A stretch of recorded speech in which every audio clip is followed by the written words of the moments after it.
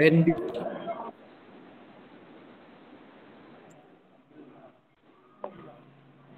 Mana Wendy? Ada. Anja. Hadir Pak. Pak hadir Pak. Evan.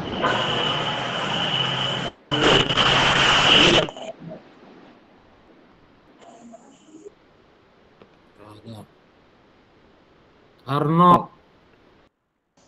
Hadir Pak. Mana? Kelvin. Saya Pak.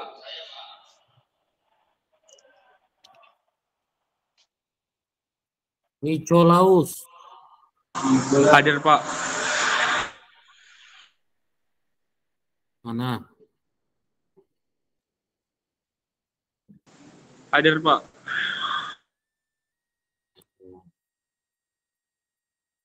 Yosepus. Saya Pak, hadir Pak.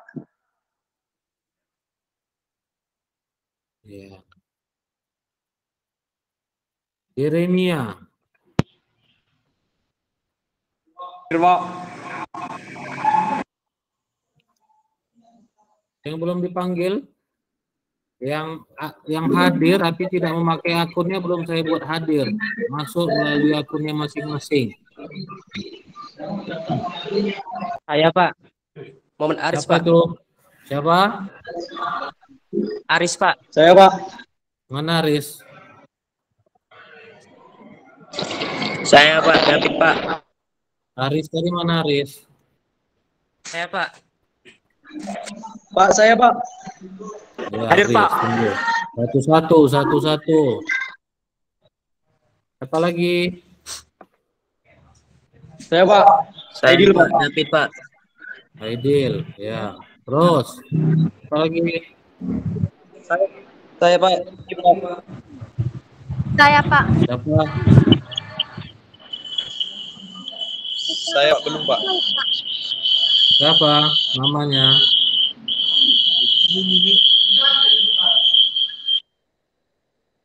Namanya siapa? Saya Pak. Rizka Tasoid Pak. Atau Sohid. Ya, terus. Riri Samosir Pak. Musir. Terus. Kelvin Pak. Kelvin. Aku tadi udah. Si Auli. Siapa lagi? Riko. Pergunawan Pak. Siapa? Sekar Gunan Sinaga dipanggil Pak. Nepar. Siapa lagi? Saya Pak. Dion Distompul Pak. Pak. Yondi. Terus? Arif Pak. Arif. Utagawa lah. David Pak. Siapa lagi? Sama Pak. Tama. Saya Johan Pak. Gini buat tangan gelap. Diam. Kedengaran Saya Johan Pak. Mana Johan? Saya Pak. Mati HP saya Pak. Nggak ada akunnya pakai akun sendiri. Mati HP saya Pak. Tanamlah. David Pak. Saya Pak. David.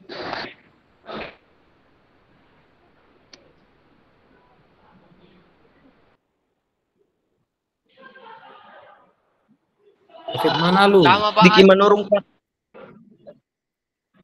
Mana David tadi? David mana? Ini Pak. Saya Pak. Mana? Pak. Oh iya, udah. David udah. Terus siapa lagi? Tama hadir Pak. Tama, ya udah. Terus. Sekar Gunan Sinaga hadir Pak. Sudah, lanjut. Diki Manurung udah Pak.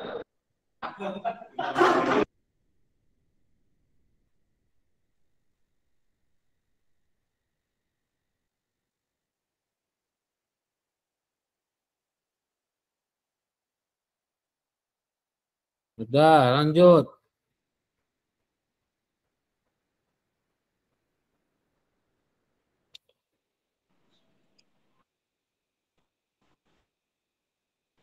Habis? Kelompok berapa penyaji hari ini? Kelompok 3, Pak. 3, Pak. Siapa aja? 3, Pak. Siapa aja anggotanya kelompok 3? Bagikan materinya. Bagikan makalah dan bahan tayangnya ke grup. Baik, Pak.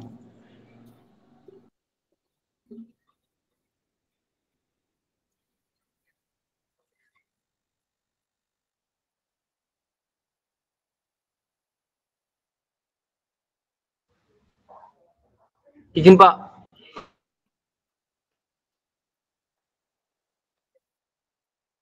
Apa itu?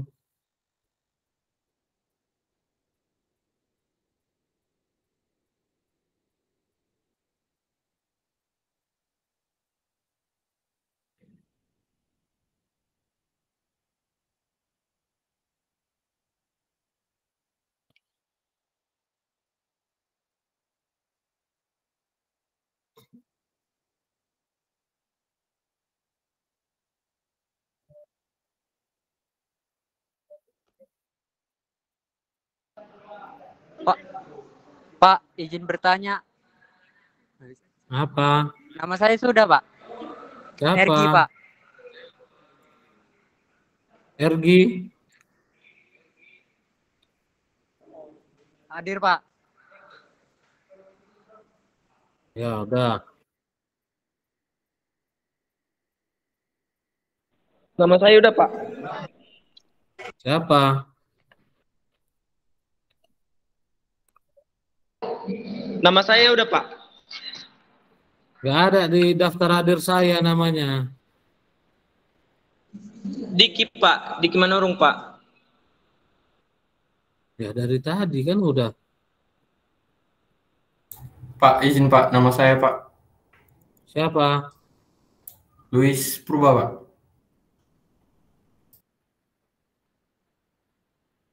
Ada lagi? Separkunan Sinaga udah, Pak. Mana Lois? Saya Pak. Udah, oke. Izin bertanya, Pak. Separkunan Sinaga udah, Pak. Udah. Silakan kelompok 3.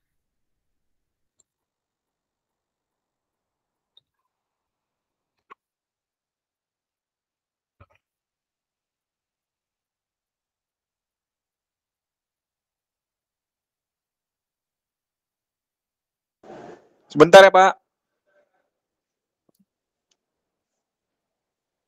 Pak, izin, Pak.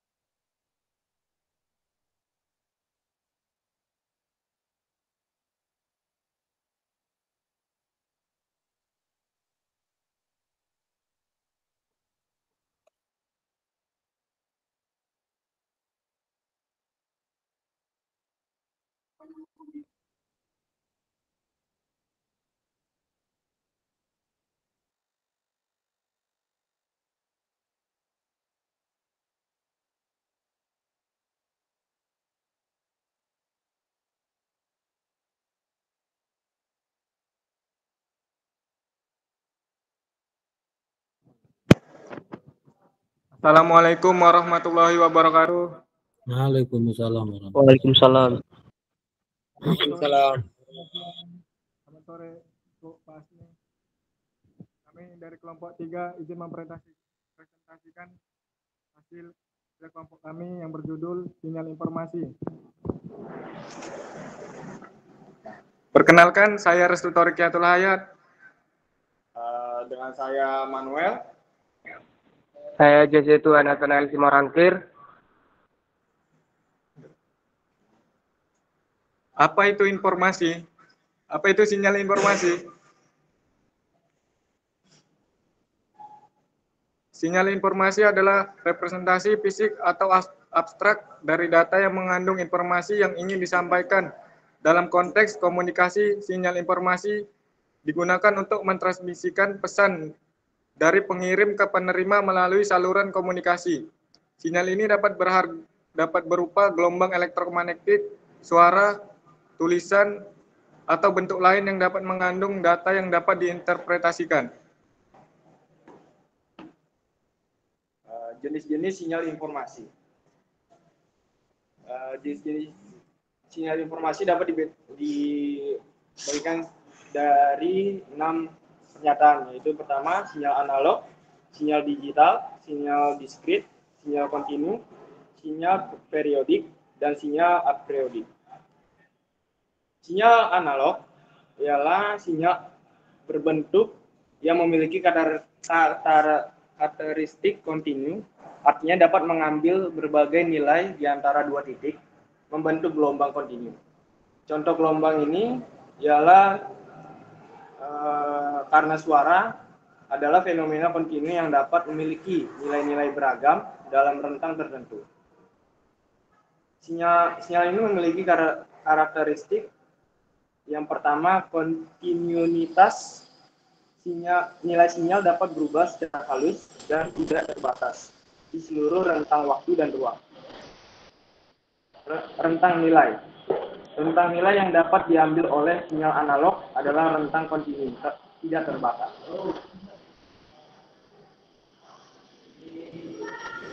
Yang kedua, sinyal digital. Sinyal digital adalah bentuk sinyal yang mempresentasikan informasi dalam bentuk diskrit menggunakan angka biner yaitu 0 dan 1. Contoh dari sinyal digital yaitu data digital seperti teks, angka atau file komputer adalah contoh sinyal digital karena dapat direpresentasikan dalam kode biner, di mana setiap bit mempresentasikan nilai 0 atau 1. Karakteristik dari sinyal digital yaitu diskret, yaitu nilai sinyal hanya ada dalam bentuk diskrit 0 atau 1 yang disebut bit. Yang kedua, tahan gangguan. Lebih tahan terhadap gangguan karena hanya memiliki 2 nilai diskrit, memungkinkan deteksi dan koreksi kesalahan dengan mudah. Yang ketiga yaitu efisiensi. Lebih efisien dalam penggunaan bandwidth dan transmisi data karena hanya membutuhkan 2 nilai, memungkinkan transmisi yang lebih cepat dan efisien. Yang ketiga, sinyal diskrit.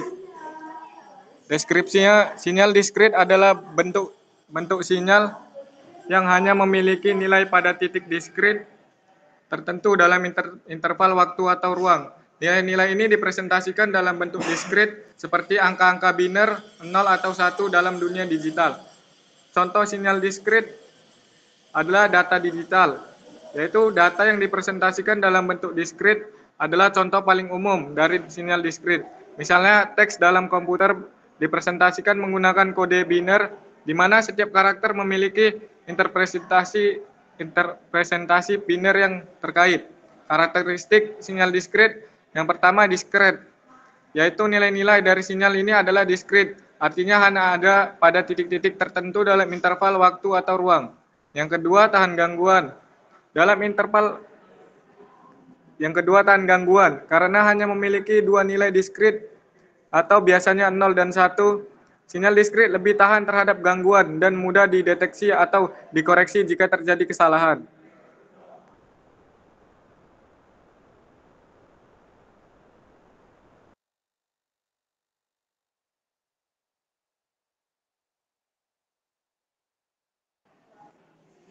Bentuk sinyal yang memiliki karakteristik kontinuitas, artinya sinyal ini memiliki nilai-nilai yang dapat mengambil berbagai nilai dalam rentang tertentu, tanpa adanya loncatan atau diskontinuitas.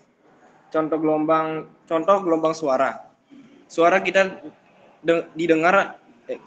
yang kita dengar adalah contoh umum dari sinyal kontinu. Suara adalah fenomena fisik yang terus-menerus berfluktuasi dalam rentang frekuensi tertentu dan dapat dianggap sebagai sinyal kontinu karena dapat memiliki nilai pada setiap titik waktu. Karakteristik yang pertama, kontinuitas. Sinyal kontinu memiliki nilai yang dapat berubah secara halus dan tidak terbatas di seluruh rentang waktu atau ruang. Ini berarti tidak ada loncatan atau diskontinuitas tiba-tiba dalam sinyal ini.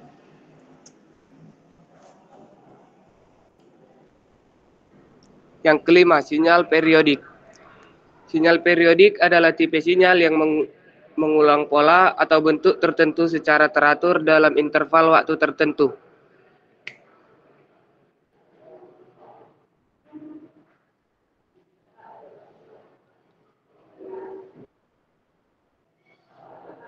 Sinyal ini memiliki periode yang merupakan waktu yang diperlukan untuk satu siklus penuh dari pola tersebut. Contoh sinyal periodik yaitu gelombang sinus adalah salah satu contoh paling umum dari sinyal periodik. Gelombang sinus memiliki pola berulang yang membentuk gelombang sinusoidal dan merupakan contoh klasik dari sinyal periodik. Karakteristik sinyal periodik yaitu periode atau T, adalah waktu yang diperlukan untuk satu siklus lengkap sinyal. Frekuensi atau F yaitu jumlah siklus per detik diukur dalam Hertz. Amplitudo dilambangkan dengan A, tinggi maksimum sinyal dari amplitudo 0 ke puncak atau lembah. Fasa yaitu posisi relatif sinyal terhadap titik awal siklus diukur dalam derajat atau radian. Siklus yaitu satu lingkaran penuh dari pola periodik. Aritmatika yaitu operasi matematika yang dapat diterapkan pada sinyal periodik. Energi dan daya yaitu menggambarkan kontribusi energi dan daya dalam siklus per unit waktu.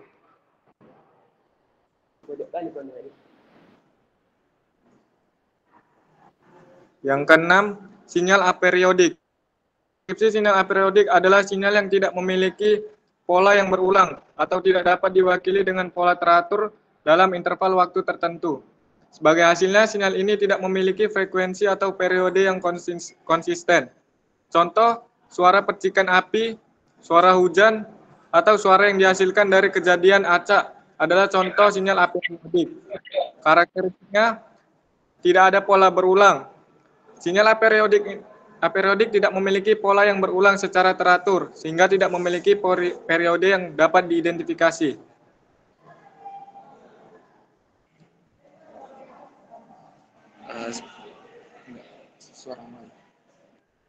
Teori informasi. Yang pertama, sinyal. Sinyal adalah elemen fundamental yang membawa informasi dari pengirim atau sumber informasi ke penerima. Sinyal adalah representasi fisik atau abstrak dari data yang membawa pesan atau informasi.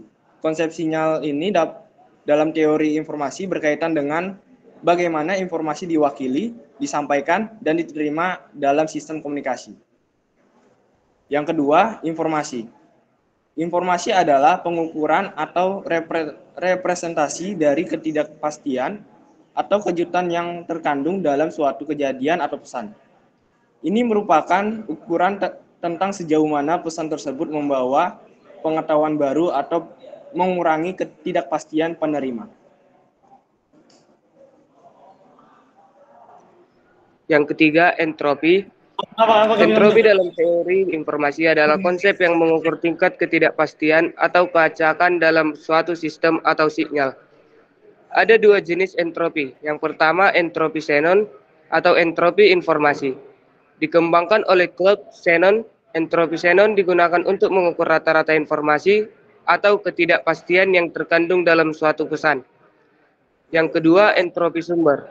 Entropi sumber mengukur seberapa banyak informasi rata-rata yang dihasilkan oleh suatu sumber informasi.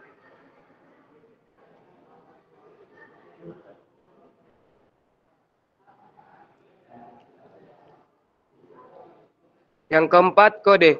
Dalam teori informasi, kode mengacu pada representasi khusus dari data atau informasi. Kode-kode ini diciptakan untuk menciptakan representasi yang lebih efisien, mudah diolah, atau memiliki kemampuan untuk mendeteksi dan memperbaiki kesalahan saat ditransmisikan melalui saluran komunikasi. Penerapan kode ini penting dalam komunikasi modern, penyimpanan data, dan proses informasi.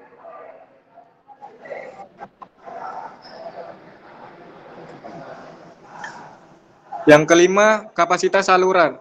Dalam teori informasi, kapasitas saluran atau channel capacity adalah konsep yang sangat penting. Kapasitas saluran adalah ukuran dari berapa banyak informasi yang dapat ditransmisikan melalui suatu saluran komunikasi dalam jangka waktu tertentu, dengan mempertimbangkan tingkat kebisingan yang ada pada saluran. Yang keenam, modulasi. Modulasi adalah proses transformasi sinyal informasi ke dalam bentuk yang sesuai untuk ditransmisikan melalui saluran komunikasi. Sinyal informasi bisa berupa suara, data digital, atau sinyal analog lainnya. Proses modulasi memungkinkan sinyal ini dikirimkan melalui media transmisi seperti kabel, gelombang radio, atau serat optik. Yang ketujuh, demodulasi. Demodulasi adalah proses untuk mengubah sinyal yang telah dimodulasi, atau biasanya dalam bentuk sinyal analog atau digital modulasi, kembali ke bentuk asal atau bentuk yang dapat diinterpretasikan. Proses ini krusial dalam komunikasi modern karena memungkinkan penerima untuk mengambil informasi yang terkandung dalam sinyal yang telah ditransmisikan. Pada dasarnya, proses demodulasi adalah kebalikan dari modulasi.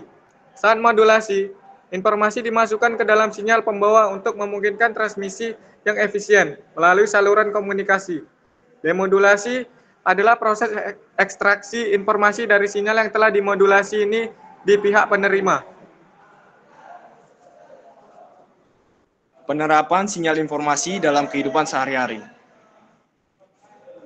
Penerapan sinyal informasi dalam kehidupan sehari-hari. Yang pertama, telepon dan pesan suara. Penggunaan sinyal suara untuk berbicara melalui telepon adalah salah satu penerapan paling umum. Sinyal suara yang direkam dan dikirimkan melalui saluran telepon memungkinkan komunikasi jarak jauh. Yang kedua, television atau TV dan radio. Sinyal informasi digunakan untuk menyampaikan program TV dan radio. Sinyal ini mencakup audio dan video yang mengandung informasi untuk hiburan, berita, pendidikan, dan informasi lainnya. Yang ketiga, internet. Semua data yang ditransfer melalui internet, seperti email, situs web, video streaming, dan pesan instan, menggunakan sinyal informasi dalam bentuk digital. Ini memungkinkan pertukaran informasi cepat di seluruh dunia.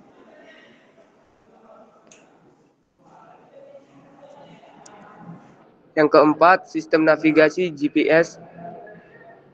GPS adalah Global Positioning System, yaitu menggunakan sinyal satelit untuk menentukan posisi dan memberikan petunjuk arah kepada pengguna. Informasi ini sangat penting dalam navigasi sehari-hari. Yang kelima, penggunaan wireless dan seluler. Sinyal informasi digunakan dalam bentuk teknologi seluler dan jaringan nirkabel untuk mengizinkan telepon genggam, perangkat tablet, dan komputer untuk berkomunikasi tanpa kabel.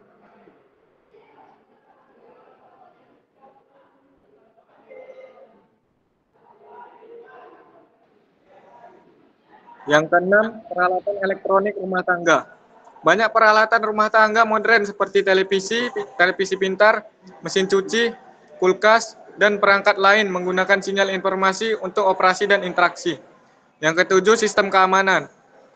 Sistem keamanan rumah, kantor, atau kendaraan menggunakan sinyal informasi untuk mendeteksi atau memberitahu mengenai instruksi atau bahaya potensial.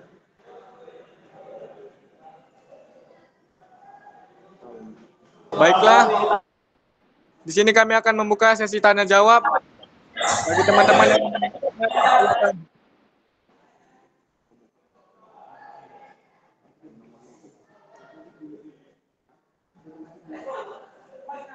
Ada yang ingin bertanya? Saya Bion Distompul dari kelompok 4 ingin bertanya.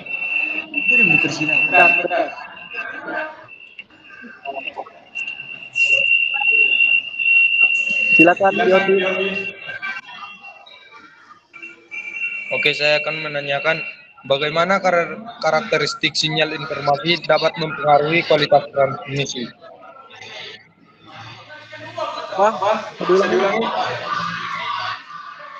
Bagaimana karakteristik sinyal informasi dapat mempengaruhi kualitas transmisi?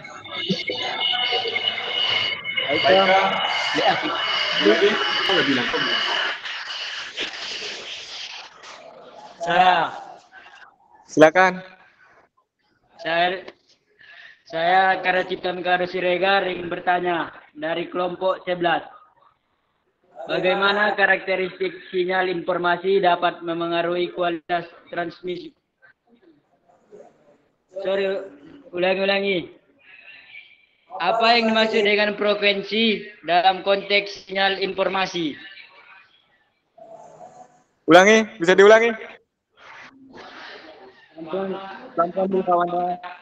Apa yang dimaksud dengan frekuensi?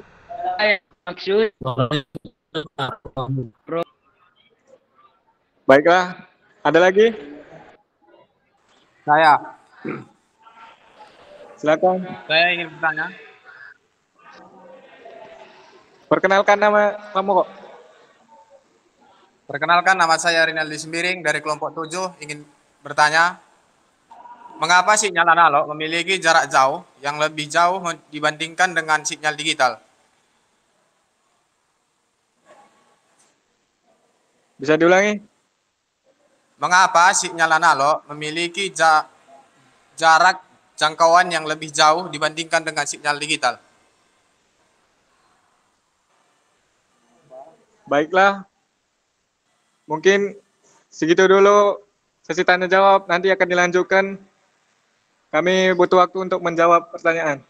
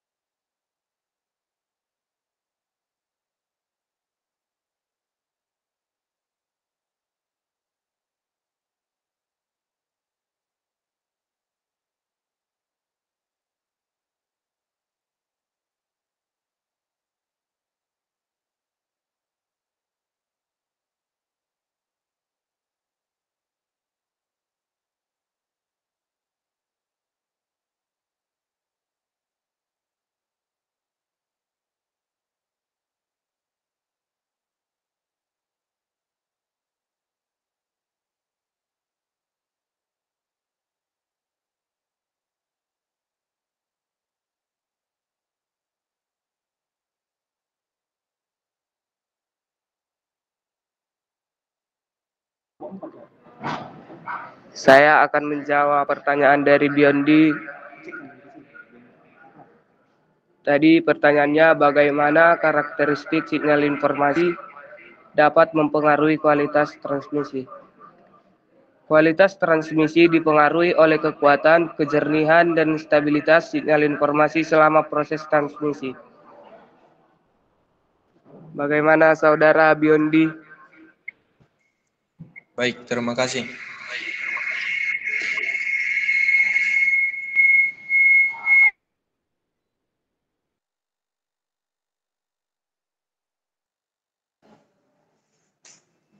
Baiklah, saya akan menjawab pertanyaan dari Karya Cipta. Tadi pertanyaannya, apa yang dimaksud dengan frekuensi dalam konteks sinyal informasi? Jawabannya, frekuensi adalah jumlah siklus yang dilalui oleh sinyal informasi dalam 1 detik diukur dalam hertz atau hertz. Apakah bisa diterima jawabannya? Iya, makasih.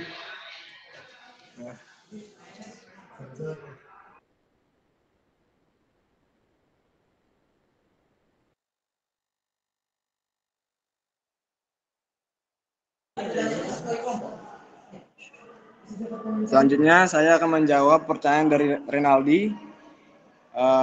Pertanyaannya, mengapa sinyal analog memiliki jarak jangkauan lebih jauh dibandingkan dengan sinyal digital?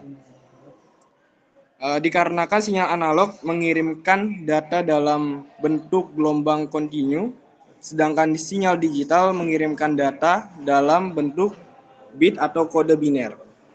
Baik, apakah jawabannya sudah lengkap? Baik, terima kasih. Baiklah, ada lagi yang ingin bertanya? Aku. Saya gimana? Saya mau bertanya. Apa aku? Aku bertanya. Aku.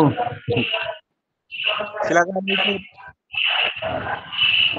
Oke, sebelumnya perkenalkan, nama saya Yusuf Sombing dari kelompok 8. Saya ingin bertanya, bagaimana sinyal informasi berperan dalam mentransmisikan pesan dengan kualitas tinggi dan memastikan integritas informasi selama proses komunikasi. Coba ulang. Bagaimana sinyal informasi berperan dalam mentransmisikan pesan dengan kualitas tinggi dan memastikan integritas informasi selama proses komunikasi. Terima kasih. Terima kasih Yusuf. Ada lagi yang bertanya? Saya ingin bertanya. Silakan Separ.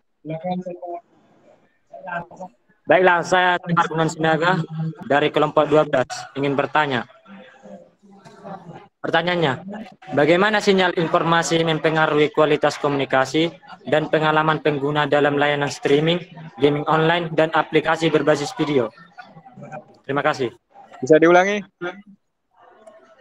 Baiklah, saya Separ Gunan Sinaga dari kelompok 12 ingin bertanya, bagaimana sinyal informasi mempengaruhi kualitas komunikasi dan pengalaman pengguna dalam layanan streaming, gaming online, dan aplikasi berbasis video? Terima kasih. Layanan streaming. Layanan streaming. Habis itu? Layanan streaming, gaming online, dan aplikasi berbasis video. Oke. Ada lagi? Saya ingin bertanya. Silakan.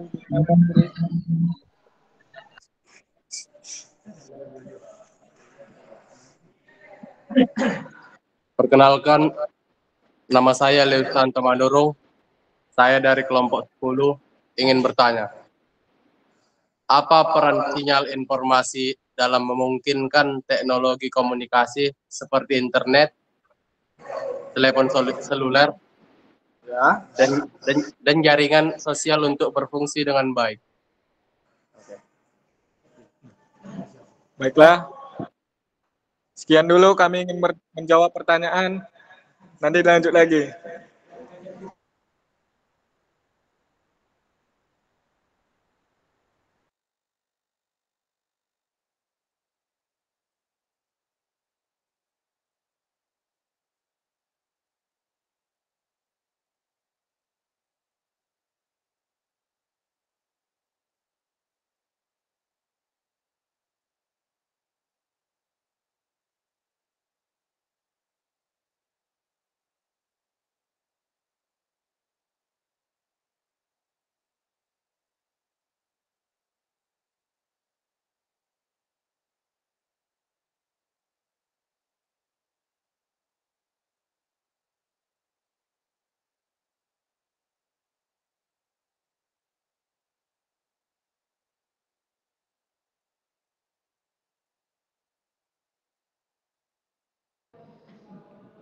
Saya ingin menjawab pertanyaan dari Yusuf dari kelompok 8. Pertanyaannya tadi, bagaimana sinyal informasi berperan dalam mentransmisikan pesan dalam kualitas tinggi dan memastikan integritas informasi selama proses komunikasi? Jawabannya, sinyal informasi mendukung transmisi pesan dengan kualitas tinggi dan memastikan integritas informasi melalui teknologi perkodean dan enkripsi. Penggunaan sinyal digital memungkinkan transmisi yang lebih presisi, mengurangi kehilangan atau distorsi informasi selama transmisi. Gimana Yusuf? Oke, untuk jawabannya cukup. Sudah cukup. Terima kasih.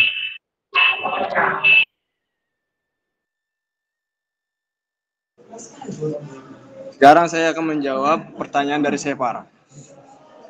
Ya, pertanyaannya, bagaimana sinyal informasi mempengaruhi kualitas komunikasi dalam pengalaman pengguna dalam layanan streaming, game online, dan aplikasi berbasis video. Yaitu sinyal informasi mempengaruhi kualitas komunikasi dan pengalaman pengguna dalam layanan streaming, game online, dan aplikasi berbasis video dengan memastikan transmisi data yang stabil serta berkualitas tinggi, meminimalkan lag atau gangguan sinyal. Bagaimana Separ, apakah puas? Ya, sudah cukup puas. Terima kasih.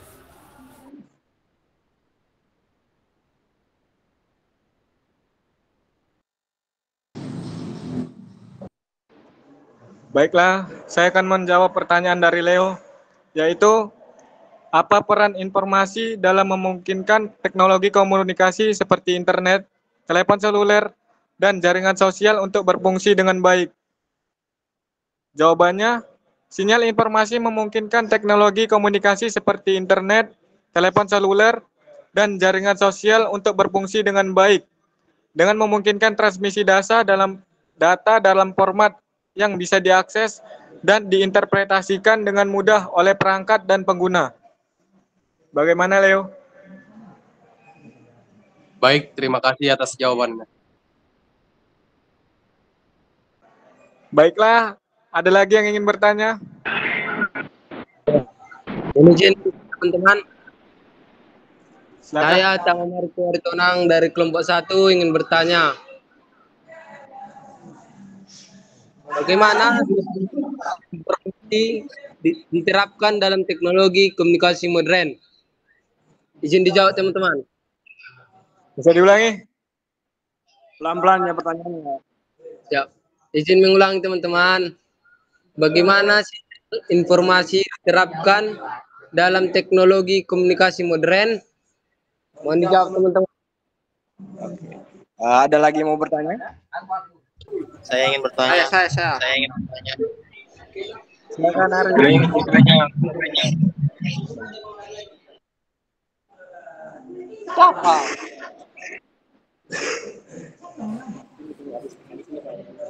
Silakan Muhammad Arif. Perkenalkan, nama saya Muhammad Rifki, perwakilan kelompok 2. Pertanyaan saya adalah, apa pengaruh gangguan pada sinyal informasi? Terima kasih. Ada lagi mau bertanya? Saya ingin bertanya. Silakan Wendy. Perkenalkan, nama saya Wendy Pasaribu dari kelompok 6. Ingin bertanya, apa yang membedakan sinyal analog dan digital? Terima kasih. Bisa diulangi? Pertanyaannya, apa yang membedakan sinyal analog dan digital? Terima kasih. Baiklah, kami tutup dulu. Kami butuh waktu untuk menjawab soalnya.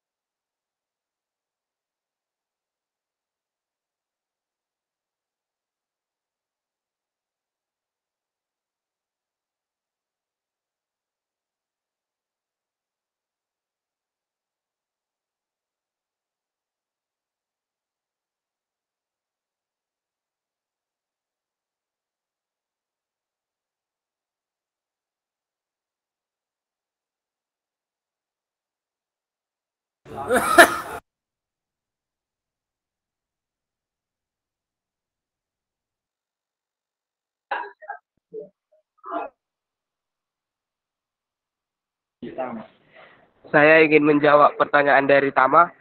Pertanyaannya tadi, bagaimana sinyal informasi diterapkan dalam teknologi komunikasi modern? Jawabannya, sinyal informasi digunakan dalam berbagai teknologi komunikasi modern seperti telepon, seluler, internet, televisi, dan komunikasi data. Bagaimana, Tama? Saya rasa cukup puas. Terima kasih ya teman-teman. Sama-sama, kawan.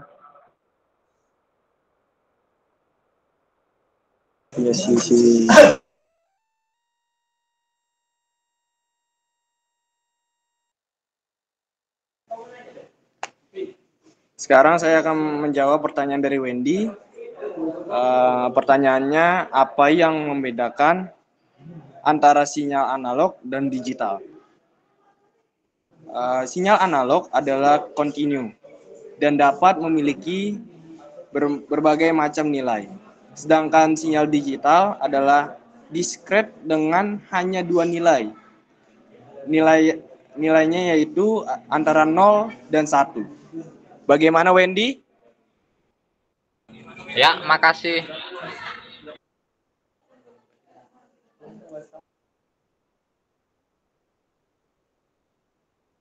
Baiklah, saya akan menjawab pertanyaan dari Ripki, yaitu apa pengaruh gangguan pada sinyal informasi? Jawabannya, gangguan dapat menyebabkan distorsi, kehilangan informasi, atau penurunan kualitas sinyal selama proses transmisi. Bagaimana, Ripki? Baik, terima kasih atas jawabannya. Terima kasih. Selanjutnya kami akan membuka sesi tanya jawab yang terakhir. Bagi teman-teman ada yang ingin bertanya? Saya ingin bertanya.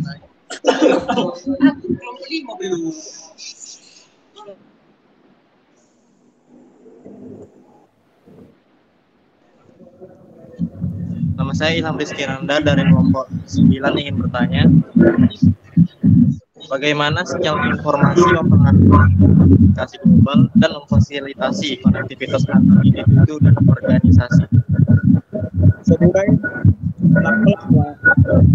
Bagaimana sinyal informasi mempengaruhi jangkauan komunikasi global dan memfasilitasi konektivitas antar individu dan organisasi?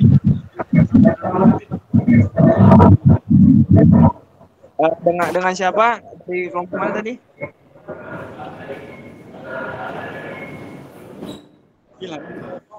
Ilham.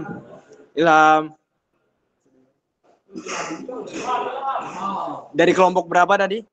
Dari kelompok 9. Ada lagi yang apa pertanyaan si Ilham tadi? Saya ingin bertanya. Tadi Ilham nanya sinyal informasi dapat mempengaruhi jaringan jangkauan komunikasi global dan konektivitas antar individu, Pak. Oh ya udah. Ya, ada lagi yang mau bertanya? Saya. Silakan, Nehemia. Perkenalkan, saya Nehemia Damani dari kelompok 5. Saya ingin menanyakan, apa peran utama sinyal informasi dalam komunikasi? Sinyal informasi dalam apa? Sinyal informasi dalam komunikasi. Oke. Oke, cukup sekian pertanyaannya. Mohon diberi waktu untuk kami untuk mencari jawabannya. Terima kasih.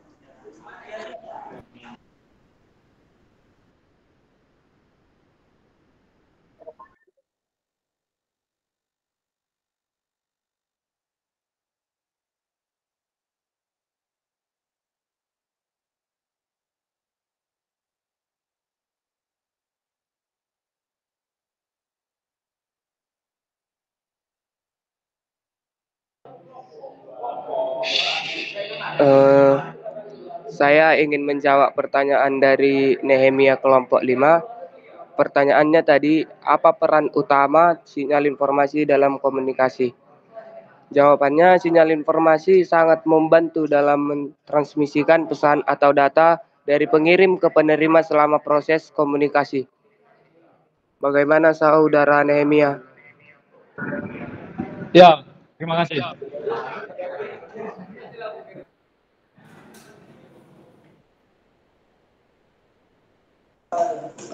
Sekarang saya akan menjawab pertanyaan dari Ilham.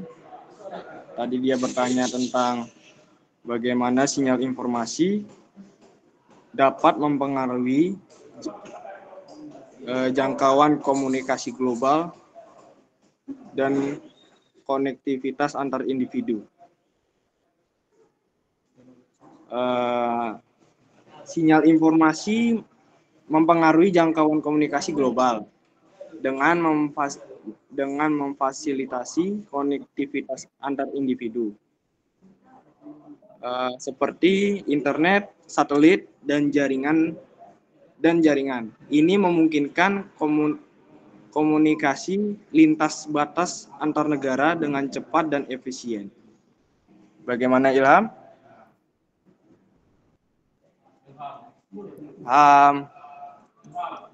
Ya. Bagaimana? Apakah jawabannya jelas? Ya, terima kasih. Baik, cukup sekian presentasi dari kami. Mohon maaf bila ada salah kata. Wassalamualaikum warahmatullahi wabarakatuh. Waalaikumsalam warahmatullahi wabarakatuh. Waalaikumsalam warahmatullahi wabarakatuh. Terima kasih kelompok 3. Kami terima kasih kepada Pak Asmi. Ya, terima kasih atas pemaparan materi dari kelompok 3 mengenai sinyal informasi ya. Saya coba memberikan tanggapan dari pertanyaan-pertanyaan yang muncul yang saya rekam tadi.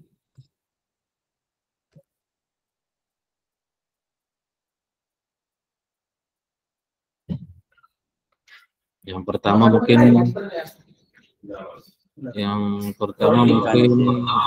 saya ingin menanggapi perbedaan antara sinyal analog dan digital, yaitu pertama bentuk dan representasinya.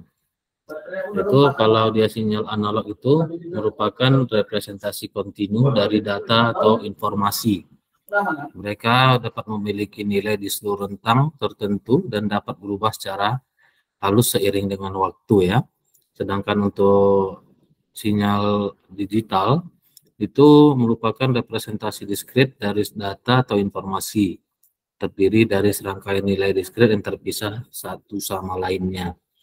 Kemudian dari sifat kontinu dan diskritnya itu ada sinyal analog, merupakan memiliki sifat kontinu yang berarti dapat mengambil nilai di mana saja dalam rentang tertentu, sedangkan sinyal digital itu bersifat diskrit, yang berarti hanya dapat mengambil nilai tertentu dari himpunan terbatas.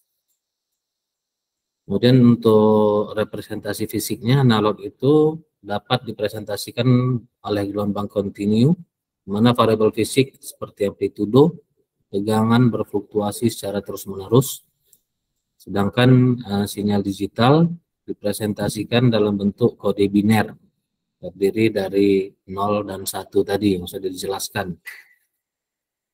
Kemudian dari resolusi dan akurasi, sinyal analog itu resolusinya tergantung pada seberapa halus perubahan dalam nilai yang dapat dideteksi.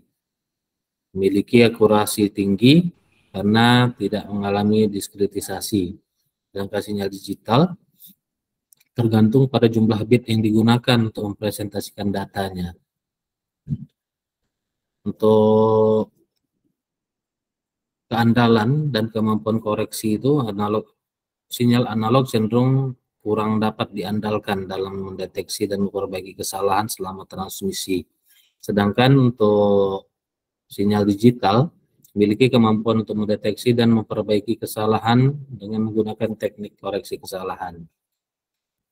Di dalam aplikasi modern itu baik sinyal analog maupun digital itu dapat dikolaborasikan, dijadikan satu, sehingga kebutuhan dan karakteristik dari sistem keduanya itu digunakan bersama-sama untuk memanfaatkan keunggulan masing-masing.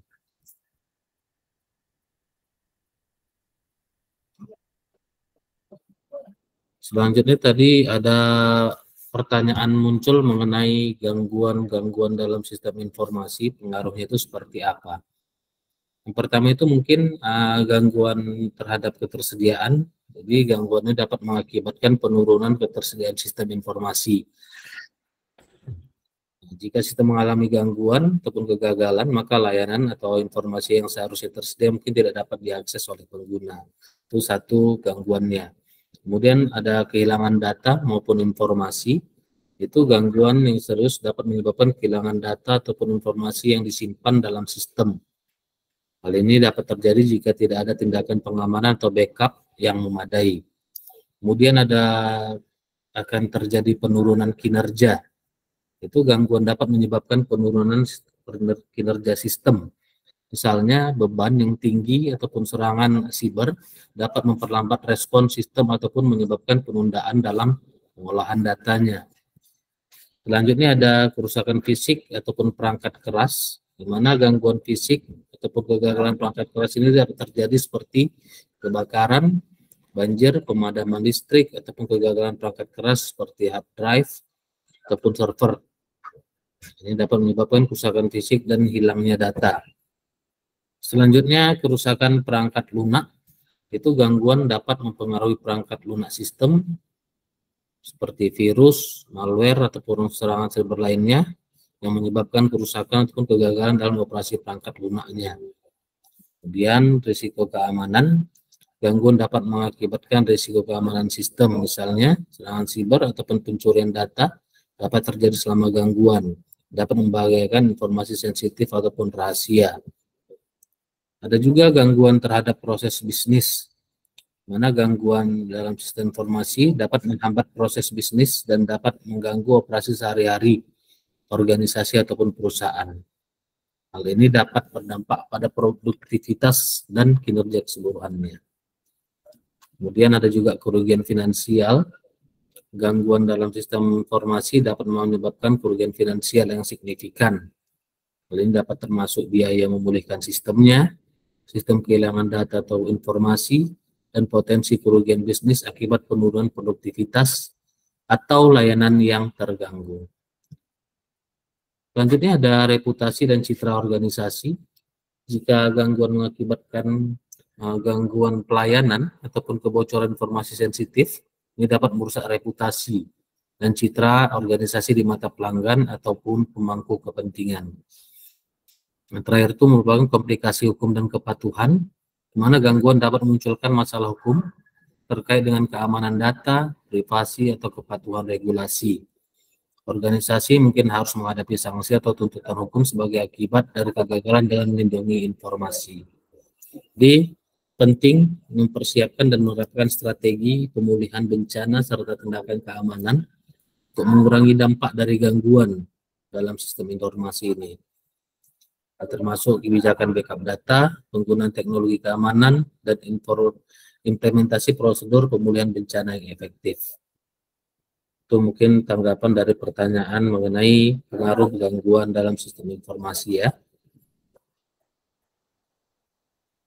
Nah, ada juga tadi yang saya simak muncul pertanyaan berkaitan dengan bagaimana sistem informasi diterapkan dalam komunikasi modern.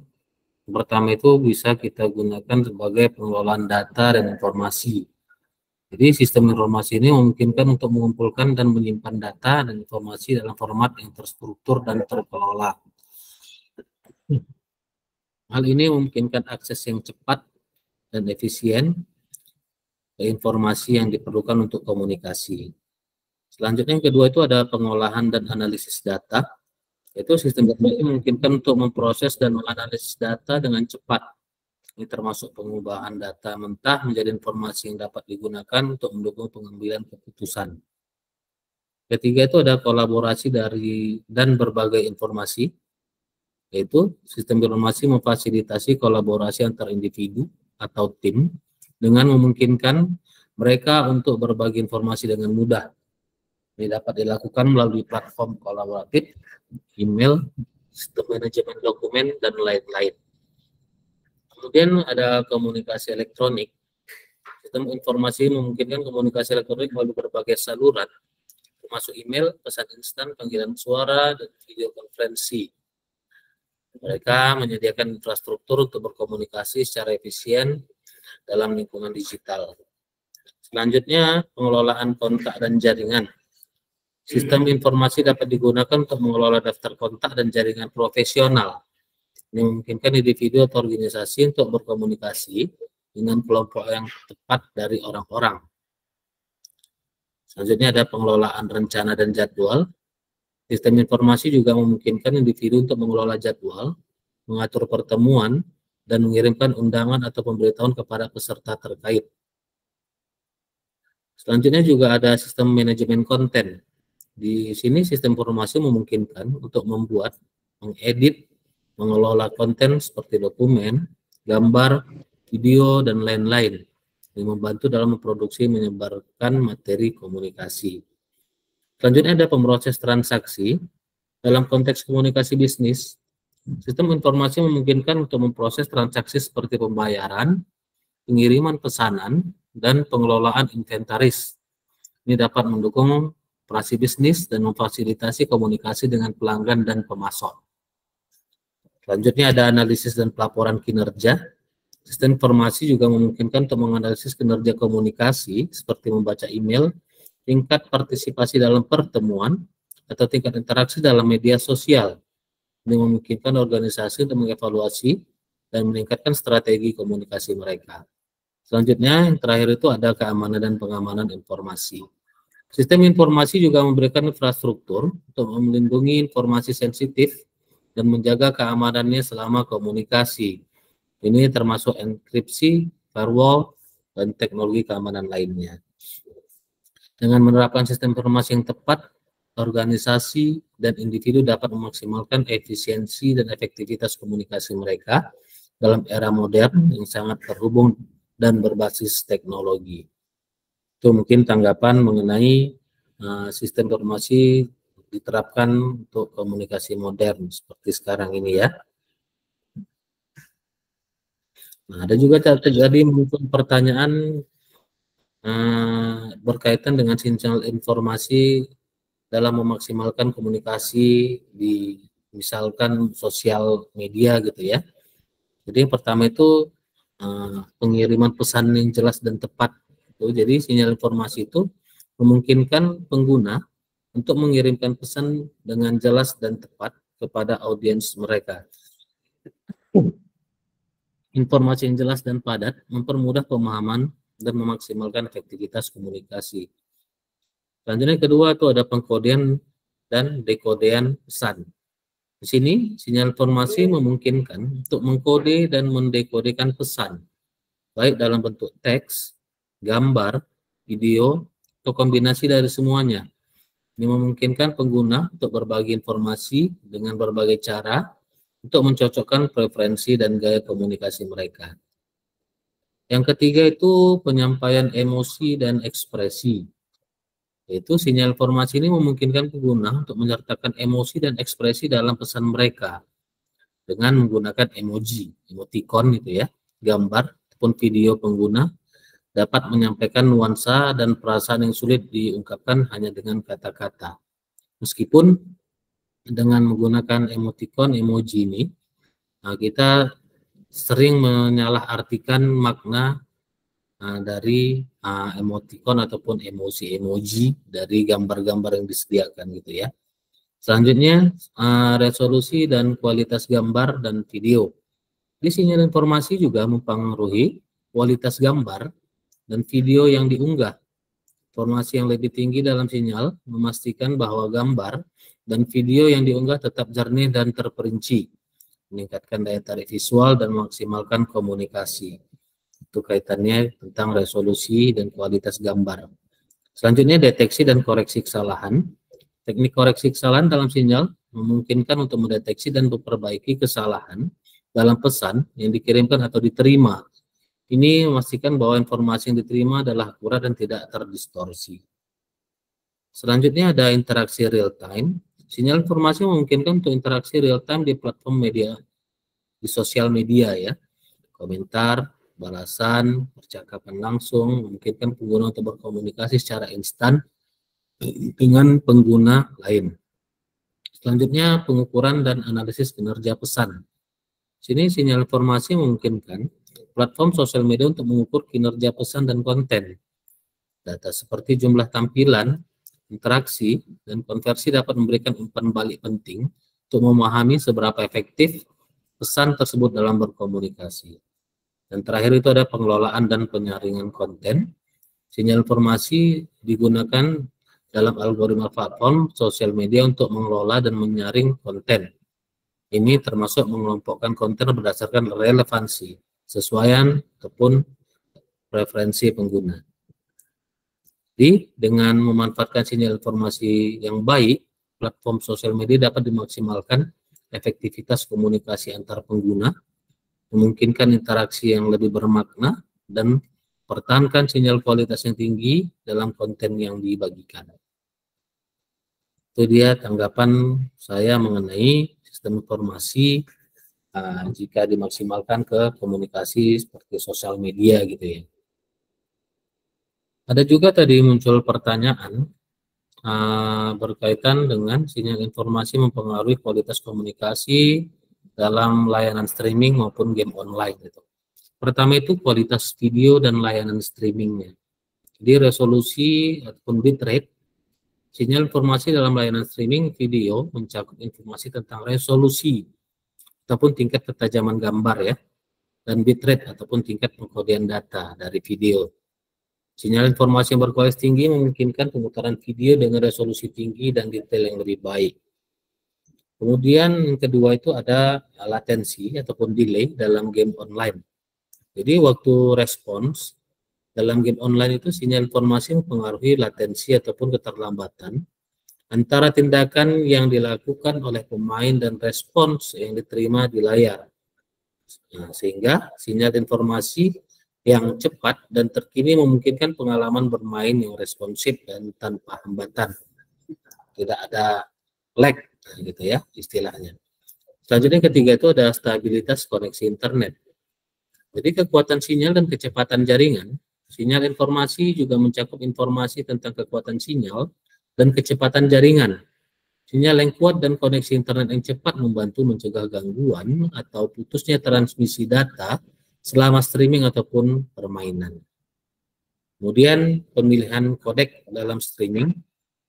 Jadi kodek video maupun video audio untuk kompresi dan dekompresi video ataupun audio mempengaruhi kualitas transmisi dalam layanan streaming. Jadi kodek yang efisien memungkinkan transmisi berkualitas tinggi dengan menggunakan bandwidth yang lebih rendah. Selanjutnya yang kelima itu ada koreksi kesalahan dari pengurangan gangguan atau error correction coding, di mana pengguna teknik koreksi kesalahan memungkinkan untuk mendeteksi dan memperbaiki kesalahan dalam data yang diterima, meningkatkan kualitas komunikasi dalam kondisi jaringan yang kurang stabil. Yang keenam itu ada adaptasi konten atau content adaptation. Jadi penyesuaian kualitas, layanan streaming seringkali mampu menyesuaikan kualitas video berdasarkan sinyal informasi yang diterima. Jadi jika sinyal informasi itu menunjukkan kondisi jaringan yang buruk, layanan dapat menurunkan resolusi atau bitrate untuk mempertahankan gambaran yang lancar. Itu bisa kita lihat aplikasinya di misalnya di YouTube gitu ya.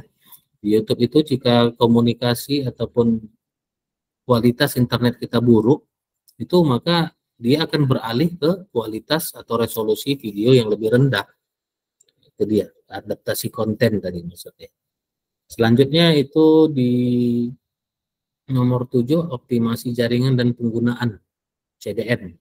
Jadi CDN itu merupakan Content Delivery Network, mana layanan streaming dan game online ini dapat menggunakan CDN untuk mendistribusikan konten secara efisien ke server yang berdekatan dengan pengguna. Jadi mengurangi latensi ataupun keterlambatan dan juga memastikan pengalaman yang lebih baik. Dan terakhir itu ada prioritas pengiriman data, yaitu qualitas of service. Jadi beberapa sistem menggunakan teknologi quality of service untuk memberikan prioritas pada sinyal informasi yang kritis, seperti suara atau data permainan dalam game online, untuk memastikan pengalaman yang lancar dan responsif. Jadi kualitas komunikasi dalam layanan streaming maupun game online juga sangat tergantung pada kualitas sinyal informasi yang ditransmisikan dan diterima. Pengelolaan sinyal informasi dengan baik bersama dengan teknologi dan infrastruktur yang tepat dapat meningkatkan kualitas pengalaman pengguna dalam layanan ini. Itu mungkin tanggapan saya mengenai sinyal informasi yang mempengaruhi kualitas komunikasi dalam layanan streaming maupun game online ya.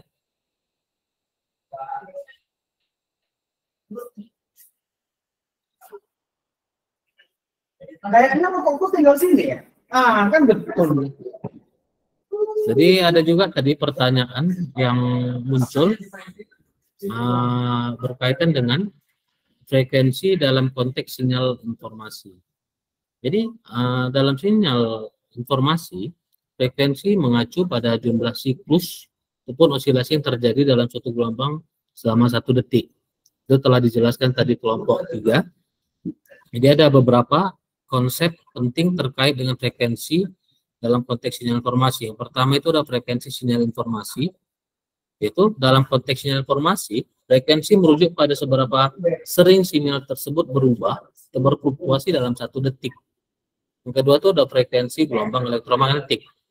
Dalam konteks gelombang elektromagnetik, frekuensi menentukan energi atau getaran dalam gelombang tersebut. Misalnya, gelombang radio dan frekuensi rendah memiliki getaran yang lebih lambat dibandingkan dengan gelombang sinar X dengan frekuensi tinggi. Jadi berbagai jenis gelombang elektromagnetik, termasuk gelombang radio, mikro, inframerah, cahaya terlihat ultraviolet, sinar X, dan sinar gamma, memiliki frekuensi yang berbeda. Selanjutnya yang ketiga itu ada pengkodean dan modulasi.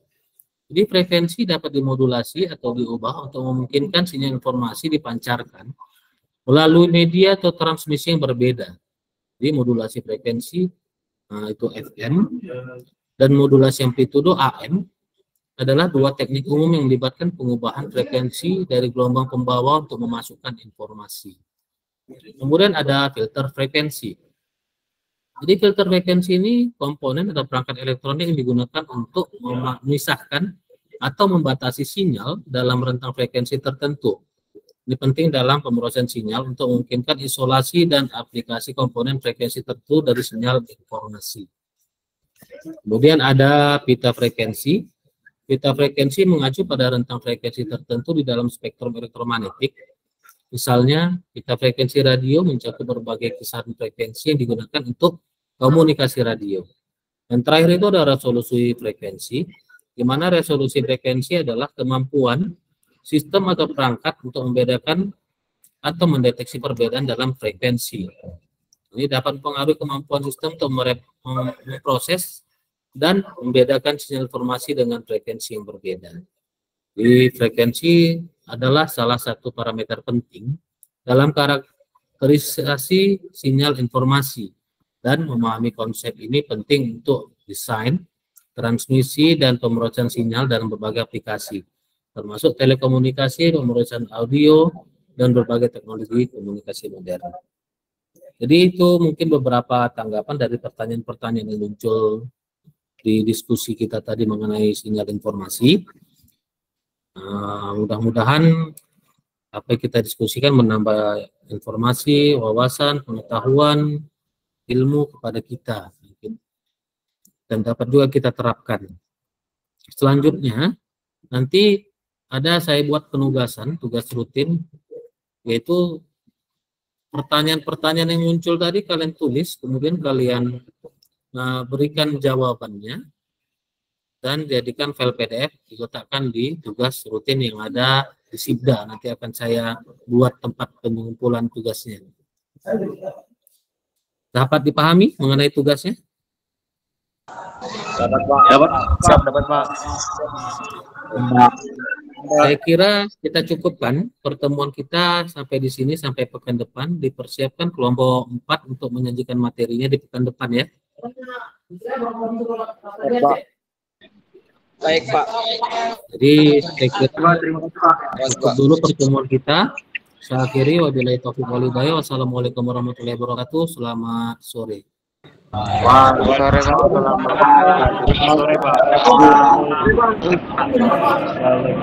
Pak.